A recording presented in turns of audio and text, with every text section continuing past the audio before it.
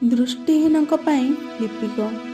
Youth for ସେବା କେବଳ ସେବା ଭାବନାରେ ନିଜକୁ ସୀମିତ ରଖିନାହିଁ, ଦୃଷ୍ଟିହୀନମାନଙ୍କୁ ଶିକ୍ଷାର ସୋପାନରେ ଆଗକୁ ବଢ଼ିବା ପାଇଁ ମଧ୍ୟ ସାହାରା ସାଜିଛି।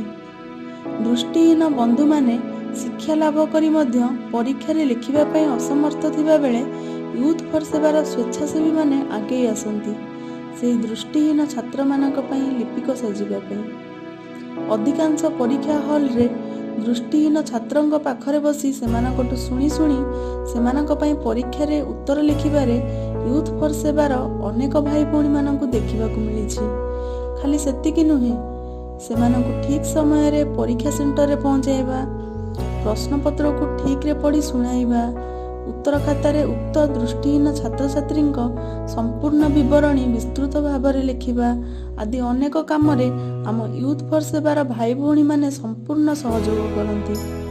ଗୋଟିଏ ହାତରେ ସେବାକୁ ଉର୍ଦ୍ଧ୍ୱରେ ରଖି ଅନ୍ୟ ହାତରେ ଶିକ୍ଷାକୁ ଗୁରୁତ୍ୱ ଦେଇ ଦୃଷ୍ଟିହୀନମାନଙ୍କ ପାଇଁ ଶିକ୍ଷା ସୋପାନରେ ଚଢ଼ାଇବାରେ ଆଶାବାଡ଼ି ସାଜିଥିବା ୟୁଥ୍ ଫର୍ ସେବାର ସ୍ୱେଚ୍ଛାସେବୀମାନଙ୍କୁ ଏଥିପାଇଁ ସମାଜର ଅନେକ ମହଲରେ ସମ୍ମାନର ସହ ଛୁଟି ଆସେ।